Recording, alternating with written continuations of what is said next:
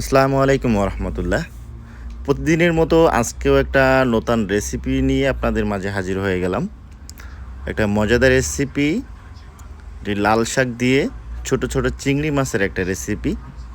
অনেক টেস্ট, আমার কাছে অনেক ভালো লাগে, আপনাদের কাছে নিশ্চয়ই অনেক ভালো লাগবে। আমি প্রতিদিনের মতো যেভাবেই রান্না করি সেভাবে রান্নাটা চড়িয়ে দিলাম, সব কিছু একসাথে দিয়ে চিংড়ি মাছটা সুন্দর ফ্রেশ করে নিয়ে তারপর পেঁয়াজ মরিচ, তারপর লবণ আর একটু হলুদের গুঁড়া আর একটু জিরার গুঁড়া আমি সাথে অ্যাড করে দেব।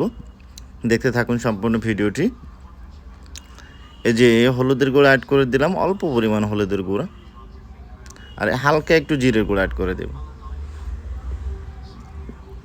দেখতে থাকুন সম্পূর্ণ রেসিপিটি। এবার আমি চুলাটা জ্বালিয়ে দিয়ে চুলাতে বসিয়ে দিব। দেখুন কিছুক্ষণ পরে আমি চলে আসলাম, আমার শাকটা সম্পূর্ণভাবে সিজে গেছে।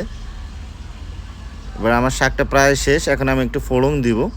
ফোড়নে আমি একটু গোটা জিরা আর একটু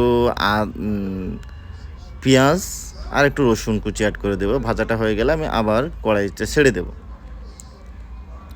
এটি আমার নিজের হাতে লাগানো সবজি, আর বিশ্বাস করুন যে এত পরিমাণে টেস্ট হয়েছে আজকে তরকারিটা, রেসিপিটা।